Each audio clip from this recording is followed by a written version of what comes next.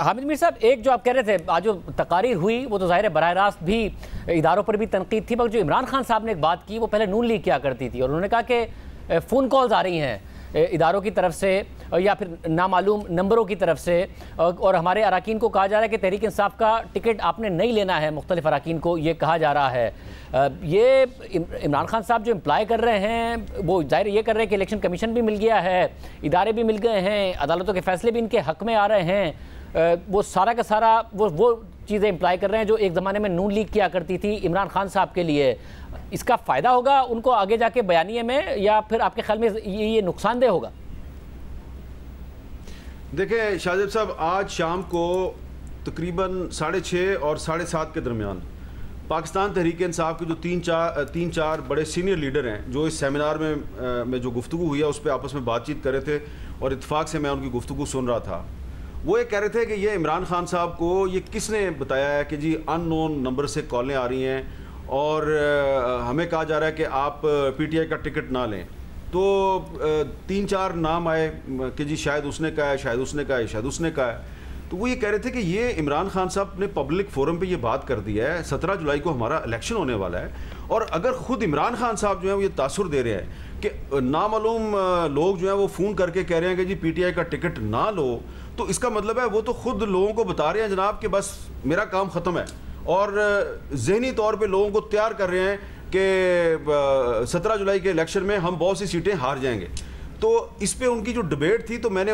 एक रहनुमा को कहा यार कि आप ये जो 20 की 20 जो कॉन्स्टिट्यूंसीज हैं, आप इसका जो 2018 का रिजल्ट है इसको देख लें, आपको पता चल जाएगा कि इसमें से 10 तो वो हैं जो आज़ाद जीते और पीटीआई में आए और फिर अब वो नून लीग का टिकट लेने में कामयाब हो गए हैं। तो ये 10 तो 100% जीतेंगे क्योंकि इन्होंने तो पीटीआई को भी हराया और नून लीग को भी हराया, और 4 या 5 सीटें जो हैं वो उन पे इलेक्शन सख्त है और 5 सीटों पे आपका जो उम्मीदवार है उसका पलड़ा भारी है। तो 2 पीटीआई के लीडरों ने कहा कि अगर हमने आज 5 जीतनी थी तो इमरान खान की ये जो स्टेटमेंट है इसकी वजह से हो सकता है कि अब हमें उन 5 में से भी 2 या 3 से हाथ धोने पड़ जाए और हमारा कबाड़ा कर दिया खान साहब को, पता नहीं कौन आदमी है। ये सारी जो गुफ्तगू उन्होंने करनी है ये 17 जुलाई के बाद भी तो कर सकते थे, और इस पर उनसे बात भी हुई थी और उनको समझाया भी था कि 17 जुलाई तक ये बातें नहीं करनी, फिर कर दी उन्होंने बात।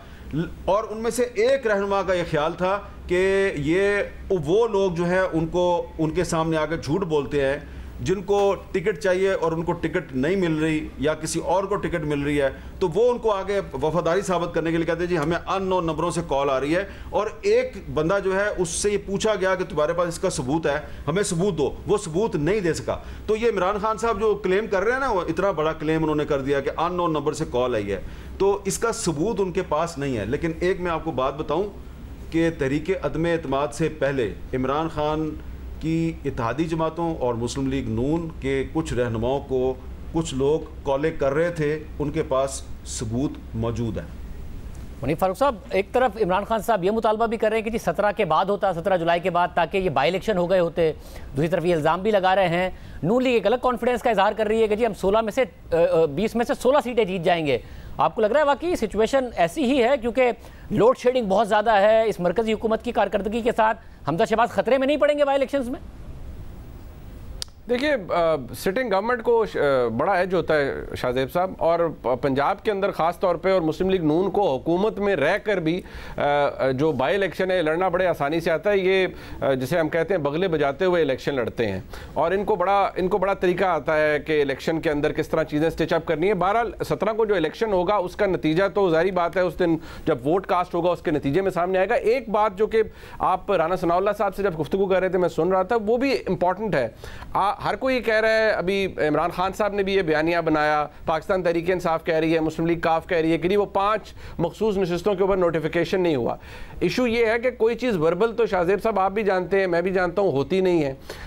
इलेक्शन कमीशन टिल डेट उसके पास लाहौर हाई कोर्ट का कोई फैसला अब तक नहीं पहुंचा, और ज़रा ये बताते हैं कि वो मोअज़्ज़ज़ जज साहब जिन्होंने ये हुक्म सादिर किया है या उस मोअज़्ज़ज़ बेंच ने अभी तक उस फैसले के ऊपर साइन ही नहीं किए। अब जब कोई फैसला उसके ऊपर सिग्नेचर ही नहीं होंगे, that will not be considered as an order of the court, और अगर वो ऑर्डर ऑफ द कोर्ट नहीं है तो उसके ऊपर इंप्लीमेंटेशन कहाँ की होगी? वो हमारे को किसी टेलीविजन चैनल के टिकर के ऊपर तो नोटिफिकेशन इशू होगा नहीं। और ये भी ज़हन में रखिए, अदालत ने आज जो फैसला दिया है उसमें उन्होंने कहा है कि 25 की 25 सीटें वो साइड पे कर दें, और होना वही कुछ था। पाकिस्तान तहरीक-ए-इंसाफ कह रही है कि जी नया इलेक्शन होना चाहिए था, अदालत ये कह रही है कि आप उसको सेकंड राउंड में ले जाकर वही कर लें, तो अल्टीमेट रिजल्ट तो वही निकलना था। इसलिए पाकिस्तान तहरीक-ए-इंसाफ को अपील में जाके भी सोचना पड़ेगा कि अदालत के सामने, अदालत उज़्मा के सामने क्या लेकर जाएंगे, किस चीज़ पर ऑब्जेक्ट करेंगे। अदालत ने फैसले पर तो अमल दरामद करवा दिया है।